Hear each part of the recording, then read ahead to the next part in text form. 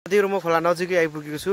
पानी तिर्खा लागेको छ मलाई र यहाँ होटलहरु पनि नहुने भोक पनि लागिरहेको छ। म पानीसँगै हल्का नास्ता नि लिन्छु अनि त्यसपछि निस्किन्छु है त। यहाँ सासानो पसलहरु चाहिँ छ तर त्यसरी त्यो होटलहरु नहुने बसेर खान नभएको त्यसले म एउटा पानी पिउँछु है त ल।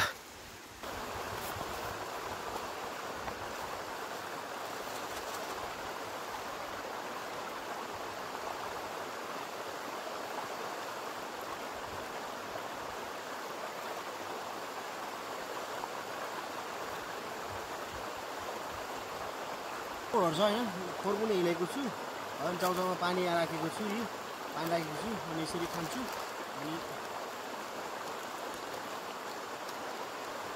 अर्गानिक खानाहरुको लागि चाहिँ मैले मान्छे चिन्दैन, त्यही भएर नचिनिसकेपछि अब कसोमा त अर्गानिक खाना, त्यही भएर पसलमै किन्नु पर्यो अनि त्यही भएर खाइरहेको छु है साथी। आज चाहिँ मैले काम चाहिँ के गर्छु भनेपछि जहाँ गए पनि एउटा मेरो प्लास्टिकको सामानहरु म आफै बोक्छु अनि त्यसपछि रुम गएपछि कोठामा पुगेपछि कोठामा एउटा डस्टबिनमा एउटा फोहोर राख्ने ठाउँमा राख्छु।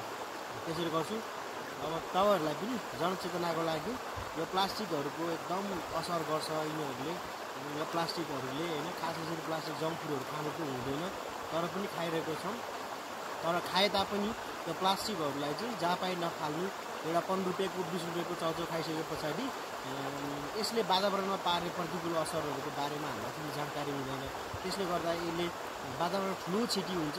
त्यसैले तपाईहरु पनि जहाँ पाए नास्ताहरु खाइसकेपछि प्लास्टिकहरु फोहोरहरु नफाल्नु अनि तपाईहरु घरमै ल्याउनु अनि घरमै फोहोर राख्ने ठाउँमा व्यवस्थापन गर्नुस् है त।